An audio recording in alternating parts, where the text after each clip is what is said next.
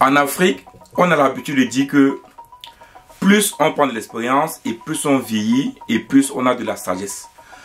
Dans mon pays au Cameroun, on aime souvent dire que y a un ton qu'on aime souvent utiliser en disant que c'est la marmite, c'est la vieille marmite qui fait la bonne sauce. Donc on suppose que plus cette marmite a été utilisée pour faire de la sauce et plus cette marmite là a beaucoup de qualité pour faire une sauce excellente. Ça veut dire quoi? Ça veut dire tout simplement que une personne qui a vécu pendant 40 ans, 50 ans, certainement il a de la sagesse et il peut t'apporter beaucoup de choses comme une marmite.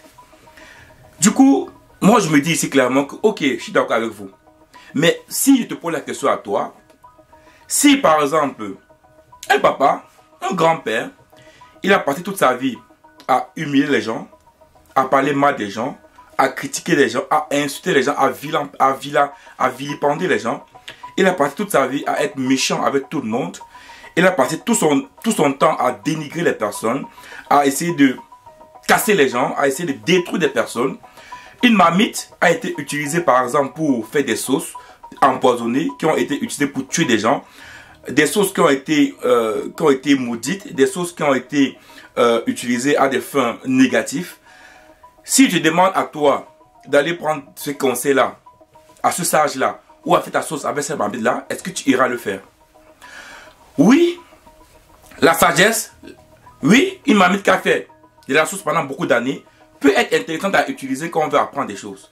Mais si une marmite a été utilisée pour uniquement faire des sauces qui ont tué des gens, ou bien si un homme, un sage, a fait 50 ans de sagesse et que ces 50 ans a été utilisé pour vilipender, pour dénigrer, pour tuer des personnes, on est d'accord que ce n'est pas cette marmite que tu vas utiliser aujourd'hui pour faire une bonne sauce, ni encore du moins cette personne-là qui a utilisé tout son temps, toute sa sagesse pour insulter, pour dénigrer les gens, que tu iras voir pour chercher une solution pour pouvoir garder des choses. C'est la même chose qui est exactement en train de se passer avec la CEDEAO.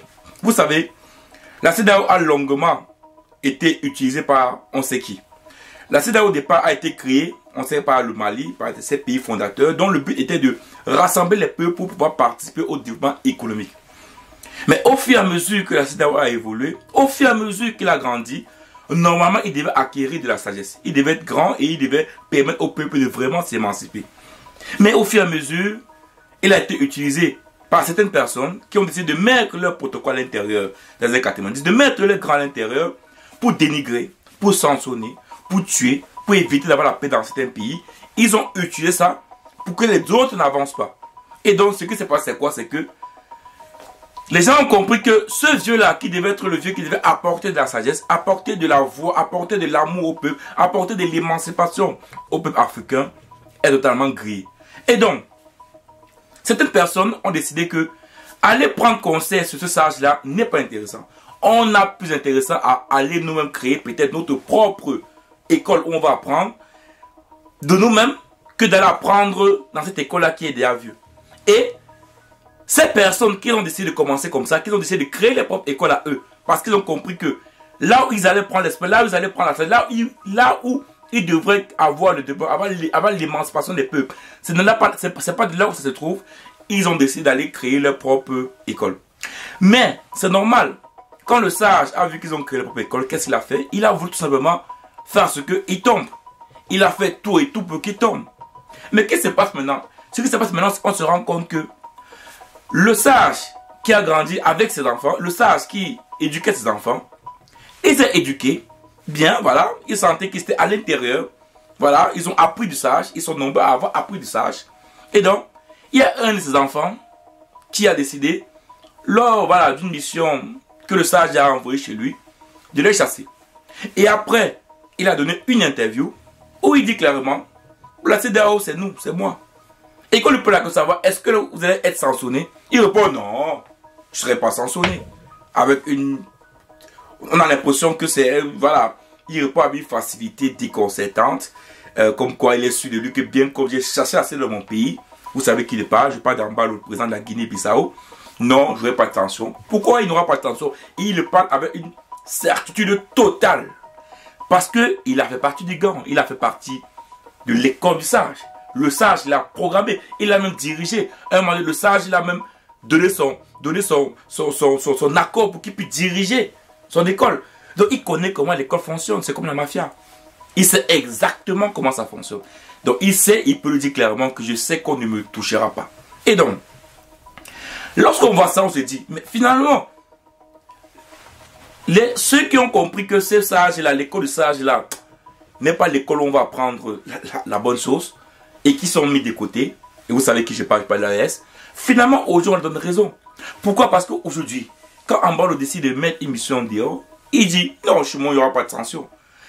Peut-être, pas peut-être, avec d'autres pays, on a eu des sanctions. Mais pourquoi lui, il est aussi sûr de lui? C'est pas parce que on a peur qu'il a CEDEAO, non. C'est parce qu'il sait pertinemment que lui, il connaît tout ce qui se passe à l'intérieur. Il a été chef de l'école, il a été directeur de l'école du sage. Il connaît. C'est pour ça qu'il peut être certain qu'on va rien faire à son pays. Il le sait. Et donc, on se retrouve à un niveau où la Guinée-Bissau aussi peut dire à un moment donné, bon, vos CEDEAO là, moi je me casse. Et on le fera parce qu'il connaît tout ce qui se passe à l'intérieur. Si on essaie de le griffer, de le sanctionner, de le faire une chose, on sait que il y aura plein de ceux qui vont sortir de sa bouche. Il dit des choses, il peut dire des choses qui ne plairont pas à certaines personnes, à certains enfants également qui ont suivi l'école chez le sage. Et donc, il a comme un pouvoir d'immunité au sein de la CEDEAO où il sait que son pays n'aura aucune sanction. Et donc, là qu'est-ce qu'on fait? Qu'est-ce qu'on peut dire là clairement? On peut dire donc là clairement que Ambalo le fait parce qu'il sait pertinemment que même certains présidents au sein de la CEDEAO qui sont présidents et qui ont dit ils ont fait du putsch là-bas au Mali, il sait que même comme il est dans le faux actuellement, il y a certains pays, en fait les têtes des gandoles, je peux dire le principal qui est M. Ouattara, il sait comment lui il est arrivé au pouvoir en Côte d'Ivoire. On le sait. Donc, c'est pas Ouattara qui va le dire que ce qu'il fait en Guinée-Bissau est faux. On est d'accord que c'est pas Ouattara qui va dire Ambalo que mon ami, l'élection devait avoir en novembre. Normalement, ta date pour ton mandat est finie, donc il est temps de faire l'élection présidentielle. C'est pas Ouattara qui va le dire ça. On sait comment il a arrivé au pouvoir en Côte d'Ivoire en 2010. Donc, vous comprenez que Ambalo, lui, il n'a aucun problème. Le mec sait qu'il est intouchable, personne ne peut le toucher. Parce qu'il sait comment la mafia fonctionne. Il le sait. Donc les amis, tout le monde comprend aujourd'hui que l'AES a eu pleinement raison. Et là, on est en train de voir clairement que la CEDEAO est en train de s'effondrer. On voit comment le Togo, voilà, CEDEAO, sous Menevé, l'AES, on a vu le Ghana, on a vu Mahama, qui est arrivé, Mali, Niger, Burkina Faso, lors des conférences de presse, même pas évoqué CEDEAO, même pas évoqué. Tranquille, le gars partait faire ses coopérations bilatérales, tranquille. Pas de CEDEAO dans son truc. On a vu Ambalo qui peut dire, bon, sous Menevé aussi. Il y a l'AES qui est là, et là c'est ouvert, hein. L'AES est prêt à prendre d'autres personnes, à prendre d'autres pays. L'AES n'a jamais parlé, n'a jamais dit que, voilà, qu'il n'est pas prêt pour les peuples de la CEDEAO. Non, l'AES est prêt pour les pays, il veut se trouver au peuple. Et donc, beaucoup vont voir une alternative. Vous savez, on n'avait pas d'alternative à la CEDEAO. Aujourd'hui, clairement, il y a une alternative à la CEDEAO qui est l'AES. Et qui est sur un chemin, une voie qui ne veut plus être... Vous savez, la CEDEAO a eu cette voie-là aussi, au départ. Les pères fondateurs, ce qu'ils voulaient. Le temps, ça a changé. Mais l'AES aujourd'hui est en train de mettre des bases pour éviter cela. Pour éviter qu'il y ait des personnes qui s'immiscent à l'intérieur pour créer des problèmes. Donc même s'ils intègrent d'autres pays de l'Afrique, de l'Ouest, c'est pas possible que certains pouvoirs extérieurs, exogènes, puissent être intégrés au sein de l'AES pour créer ce désordre qu'ils ont fait au sein de la CEDEAO. Et donc aujourd'hui, clairement, on est en train de voir la CEDEAO qui est en train de tomber, s'effondrer, et on est en train de voir l'AES qui est en train de grandir, qui est en train de prendre de la place, qui est en train d'être aimé par les Africains. Et là, clairement, on comprend que certains pays peuvent se dire, bon, qui ont des présents, qui ont un pouvoir politique qui veut vraiment l'émergence de leur pays, voilà. Donc il faut encore que les hommes politiques qui sont dans ces pays-là puissent vraiment vouloir l'émergence, vouloir l'émancipation de la population. Donc ils vont commencer à moins être proche de la CEDEAO et à plus se rapprocher de l'AES. Et donc ça va risque de créer, l'AES risque être, même pas risque, l'AES même est déjà un concurrent sérieux de la CEDEAO. Parce que quoi, on voit Ambalo, il est tranquille. Il fait un entretien, une interview, tranquille. Voilà. La CEDEAO peut me faire quoi? Oh, rien du tout. On est souverain. Il peut rien faire, c'est un vidéo, mais qu'est-ce qu'il peut faire? Rien du tout. Au calme, tranquille. Voilà. Parce qu'il a fait partie de la mafia, il a même dirigé ça.